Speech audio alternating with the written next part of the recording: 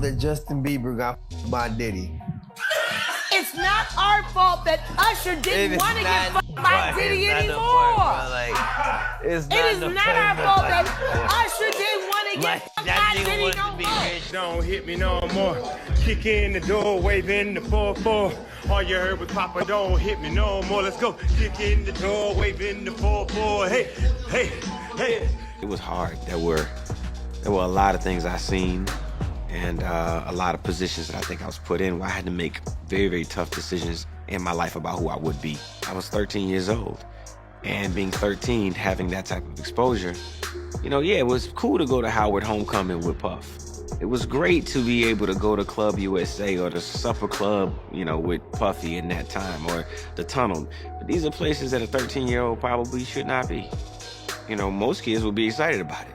You know, most kids are trying to figure out, you know, how to be around, you know, hot girls, pretty girls. I'm around grown women, and I'm seeing them do things and have experiences that I'm not quite ready for.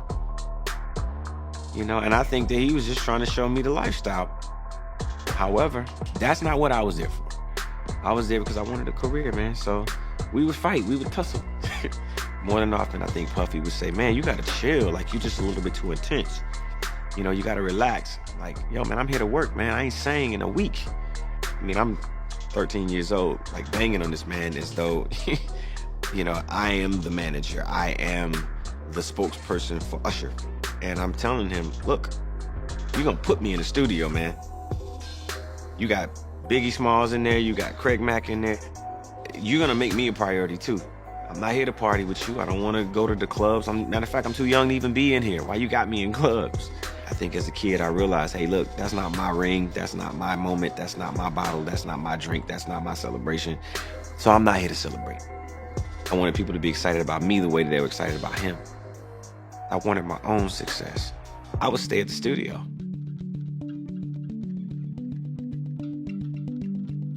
All of what I could absorb from being an artist, being around other performers like Mary J. Blige, Jodeci, I'll Be Sure at the time, Missy Elliott, Timbaland, all of these people, I would just absorb every bit of what I could get my hands on. I was just pulling everything I possibly could. There was a lesson in all of it. There was something to pull from it all because I got a chance to see a glimpse of the lifestyle, a glimpse of the idea of what it was to be successful. And part of all of this is really, if you can see it.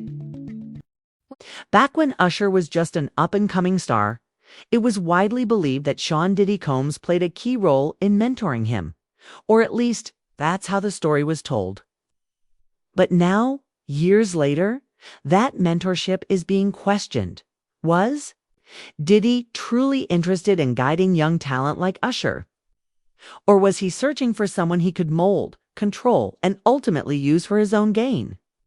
Usher's early years in the industry were deeply shaped by Diddy's influence, and today, that relationship is being re-examined with fresh eyes, at a much more critical lens. Yeah, it's like, exactly. I'm digging it, Robin. Yeah. No, I mean, to a lot of us, he's like a little brother. You know what I'm saying? He's not afraid to call and ask for advice. He's somebody that, in the industry-wise, the record industry is a strong family. And he's somebody that, you know, we definitely have our arms around and we want to protect him because he's such genuinely a nice person besides his talent. You know what I'm saying? He's one of the greatest kids that you could ever know. Just you.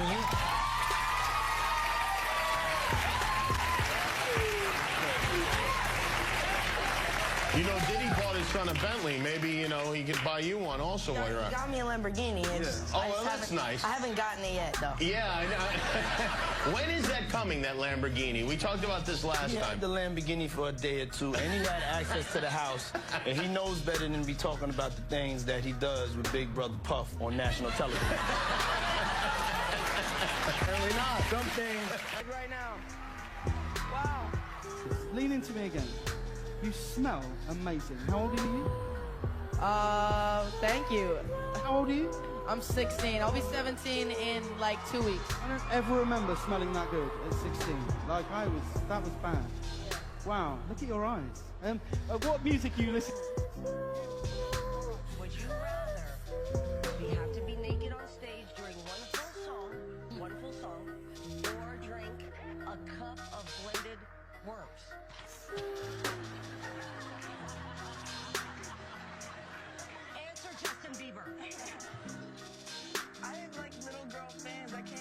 You guys never gave me the sex talk.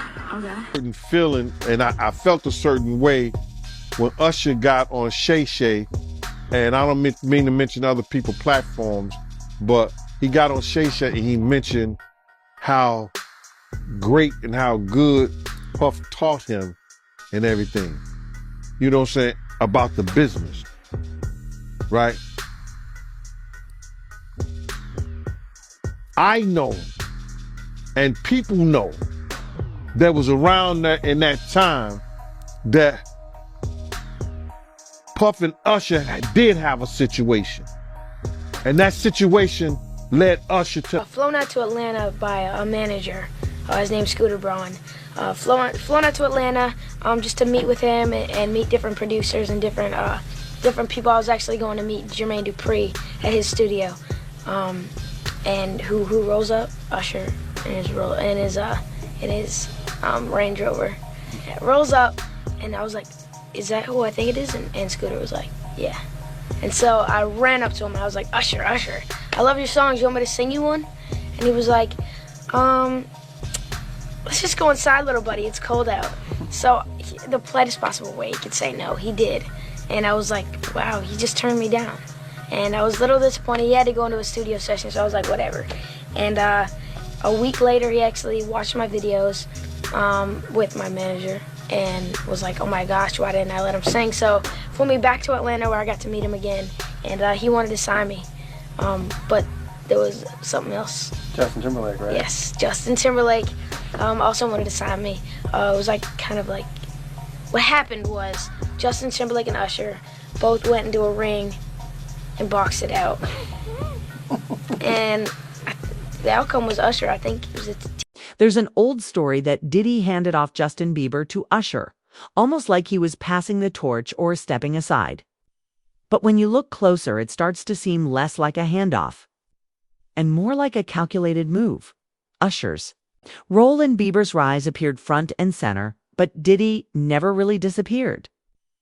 He stayed close, maintaining influence, staying within reach. To some, it looks like Diddy's goal was never to let go, but to control the narrative from behind the scenes, placing Justin under Usher's wing may have just been a strategic way to stay involved without being the one in the spotlight.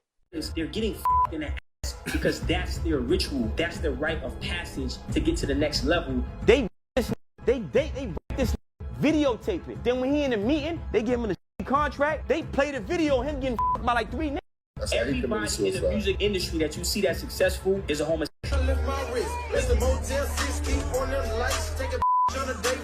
So you go, so they get high, they get intoxicated, and they have transvestites, women ass. Yo! They have transvestites.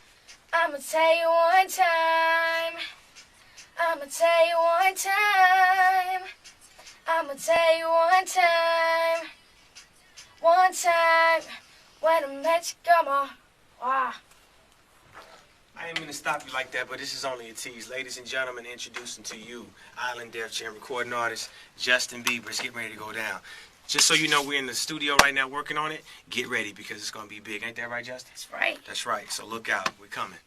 In 2024, Usher was chosen to headline the Super Bowl halftime show, a huge milestone in his legendary career. Naturally, fans expected a surprise appearance from Justin Bieber, given their long history and close connection. But when the moment came, Justin was nowhere to be seen.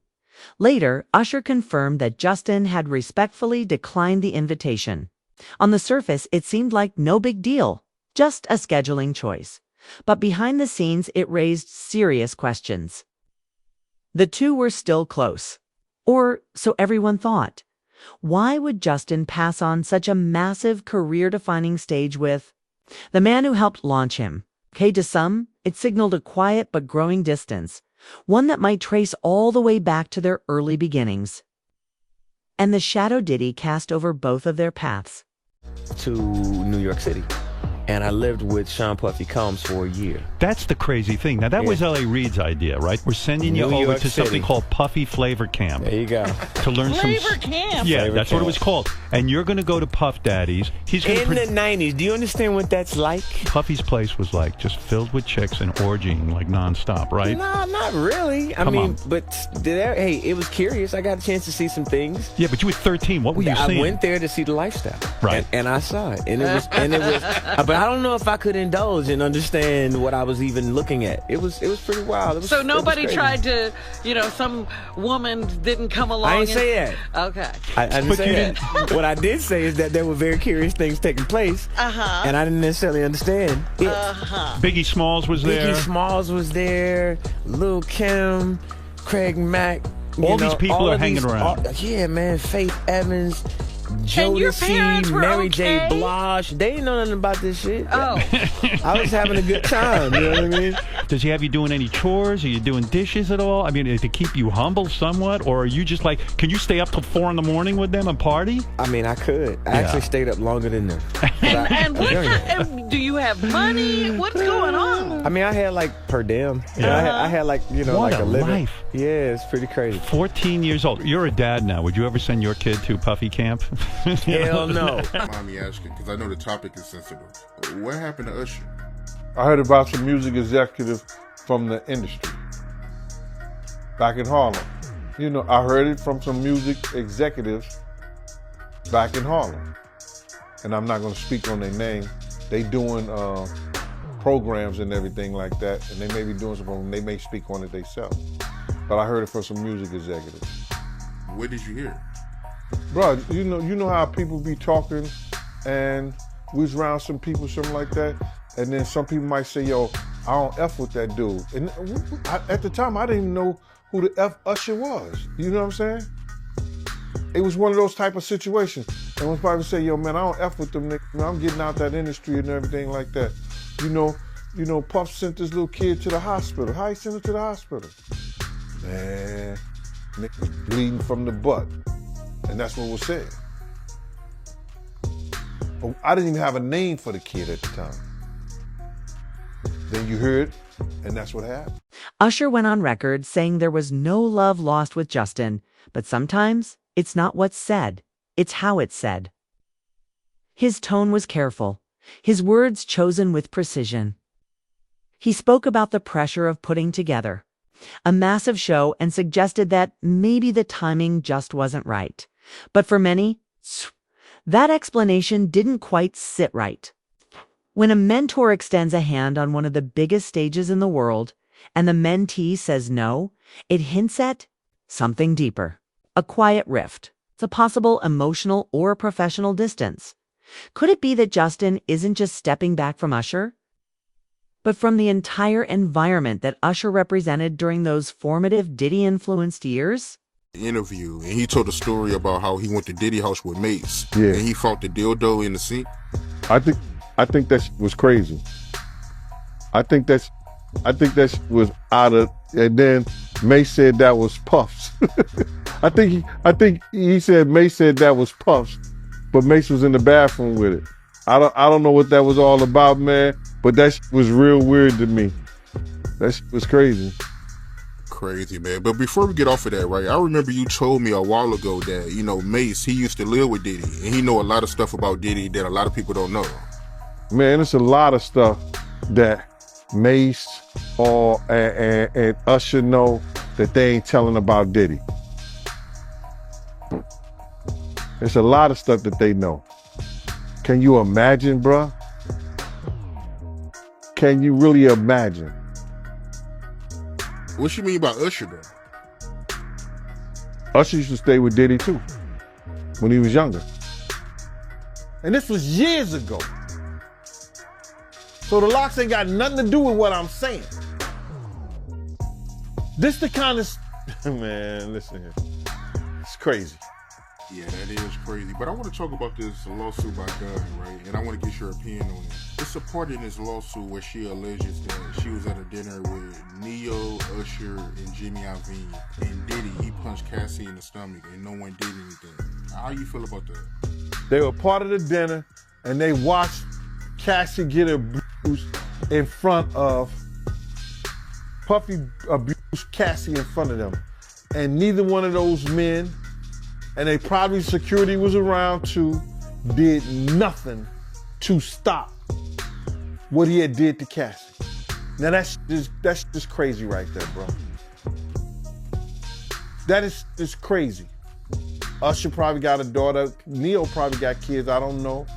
Jimmy Iovine, you know, he take about 15, 20 scoops of sugar in his coffee. So, all those cats there, supposed to be men, watch that lady get abused right there in public, and they did nothing, brother. They did nothing. That goes to show you the power that he had mentally over them. Here go a woman witnesses, and this witnessing it and said, they said nothing. Yo, man, stop, don't do that. Yo, not here, bro. Easy, nothing. Don't do nothing, say something.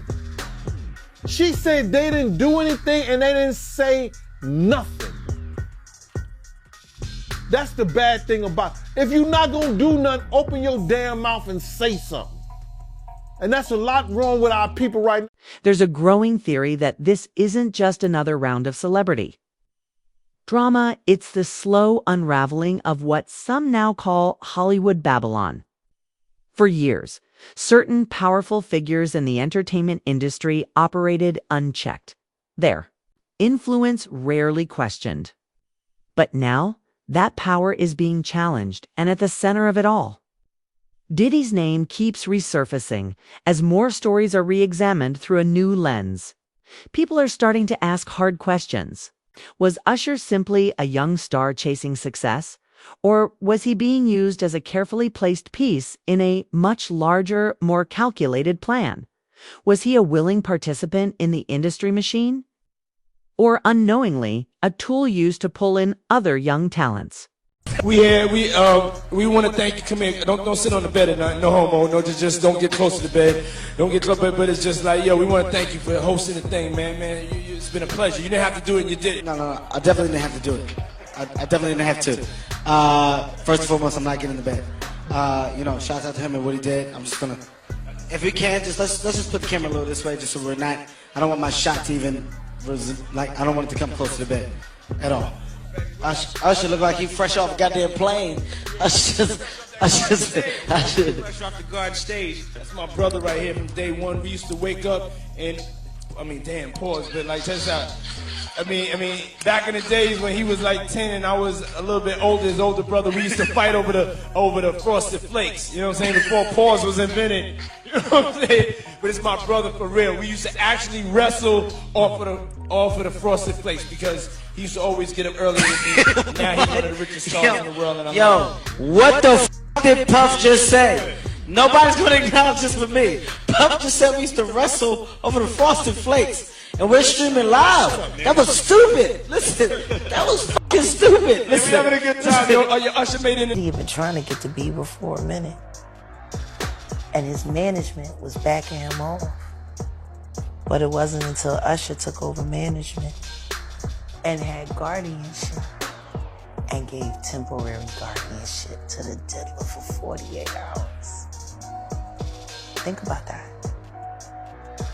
He had already been to the hospital. That situation that Gene was talking about.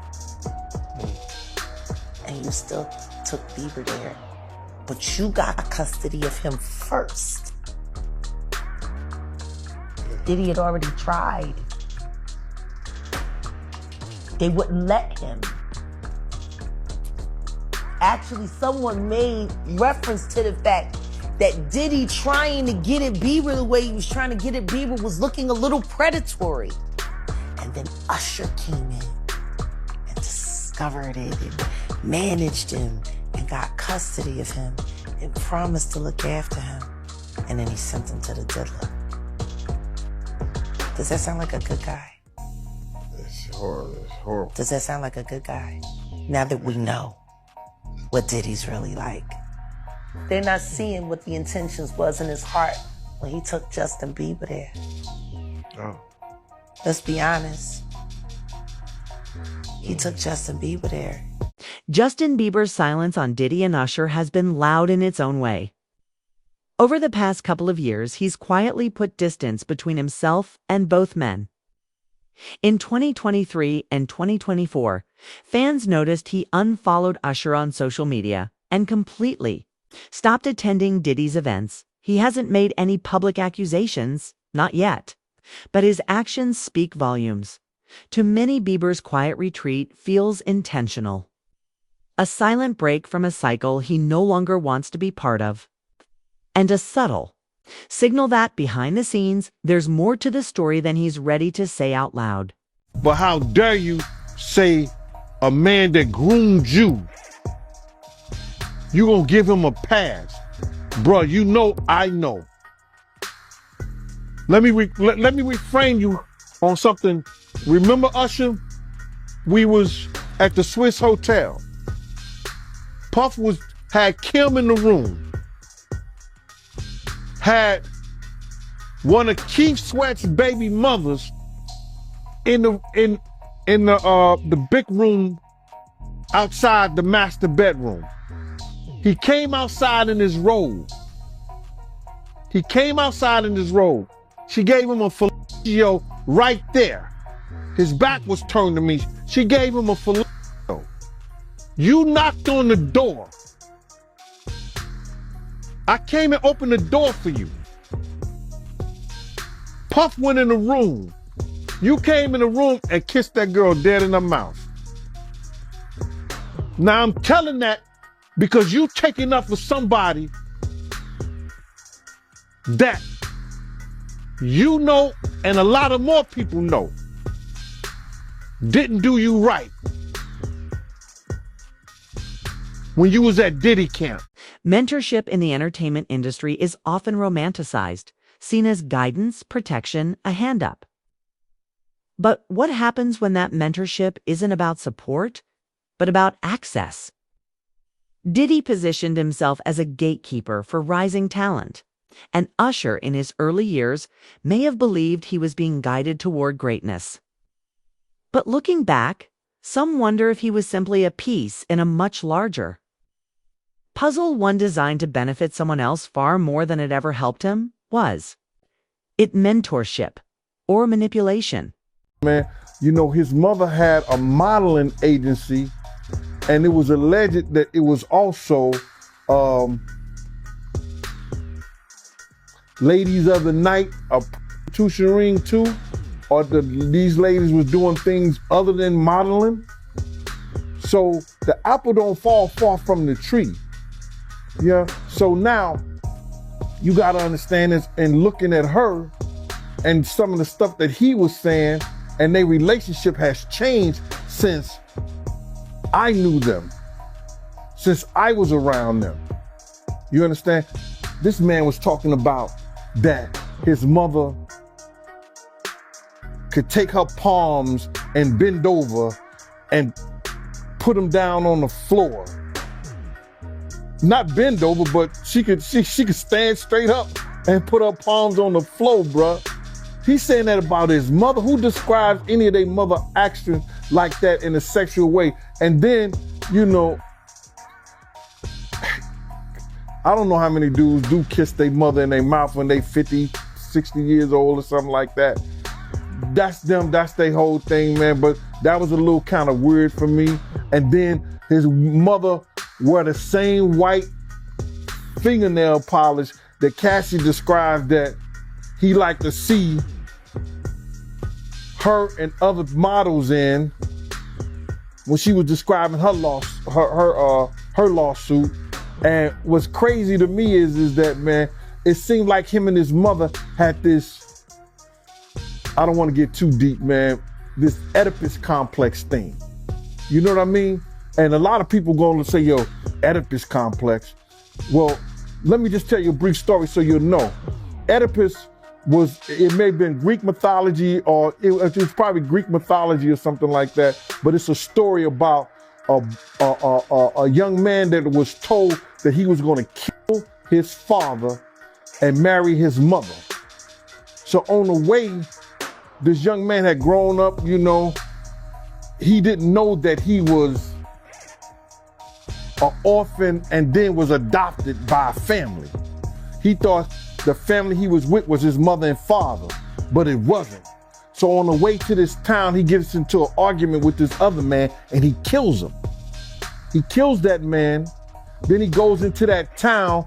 A lady is weeping about her husband, being told that her husband was dead, and he ended up marrying that lady, which was his mother. So Sigmund Freud came up with this thing about this Oedipus complex, about a sexual relationship, whether it's physical or mental, with a mother and a son. So I'm looking at his mother and him on the couch, and both of them are getting IVs after one of the Diddy parties. Allegedly. I'm gonna say allegedly because I wasn't there and I didn't know, but they showed them both getting IVs on the couch. So my whole thing about this thing is that I'm not saying that she was ever at a freak off, she was ever at that type of party, but you can't tell me Miss Janice Combs, who was always at the regular parties, didn't know nothing about the freak off parties. This is the same dude, bruh, that used to disrespect his mother. So I seen the love now that they have for each other only on film and camera. You know, on the YouTube or Instagram or wherever they were showing it and stuff like that. But this the same guy that Kirk Burroughs once told me he slapped his mother. And I told everybody, had I known he slapped his mother after I told Kirk Burroughs, Kirk told me after I straightened his ass out for cussing his mama out. His mother came in the limousine and he was on the phone and she said, yo, why don't you tell these people like that? And he just cussed her clean out like on some, didn't I tell you to stay out my motherfucking business? And I was like, yo, I was shocked. She didn't say nothing. I said to him, I said, yo, boy, let me tell you something. If you ever cuss your mama again, I'm gonna beat the shit out you. You ain't gonna bring nothing but bad luck to us treating your mama like that. So I guess he ain't treating his mama like that no more. But I don't have no qualms in her defending her son. In fact, this saga goes so deep because Gene Deal originally claimed that Diddy fired him because his mom was making moves on him. Did you see the IG live that Puffy and his mom did? And Puffy, he was shouting out Mason, showing him love for, you know, him being a part of the No Way Out album. And, you know, his mom, she cut it in and, you know, I guess she didn't like him shouting out Mace and she made a comment telling Mace to stop messing with her son or whatever. I guess mama wasn't feeling Mace. And Mace is a celebrity, and by him having a platform to say something about her son, you know, she would say that. You understand? I've said more about Mace, I've said more about Diddy than Mace have.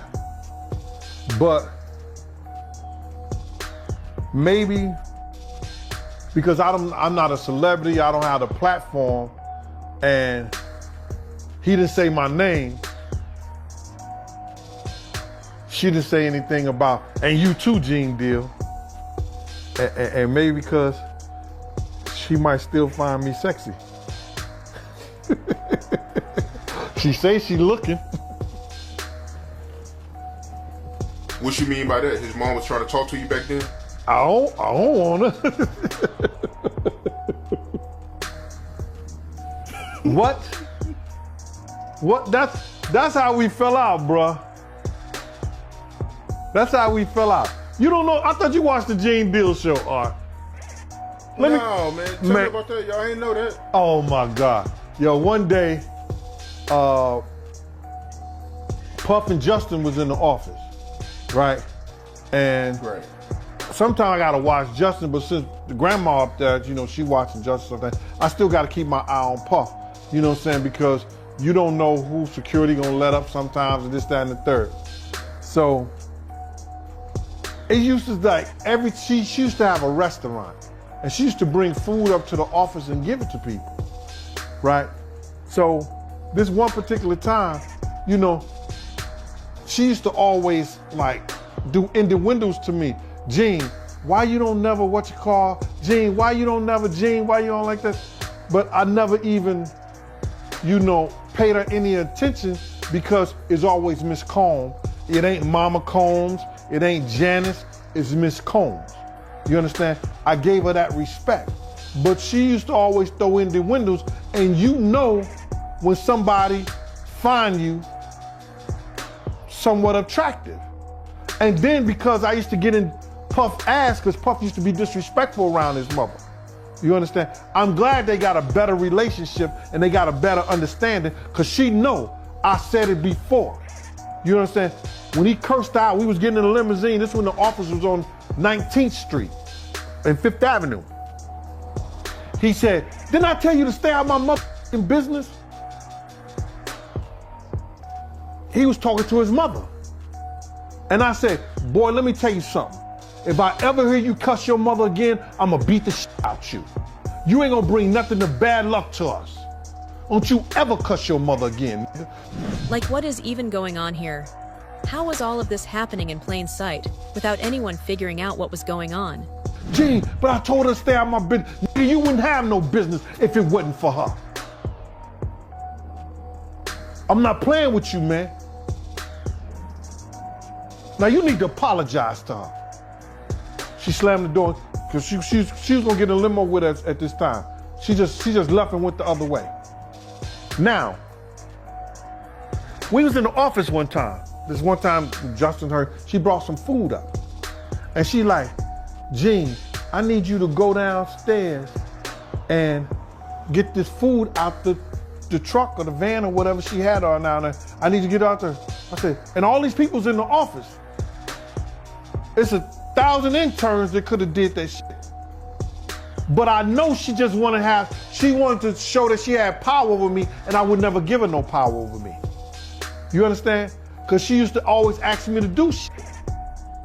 I know what, you know, she probably really wanted me to do, but I wasn't feeling that. So now, I'm sitting there like, no, I'm not doing that. I'm not here for that.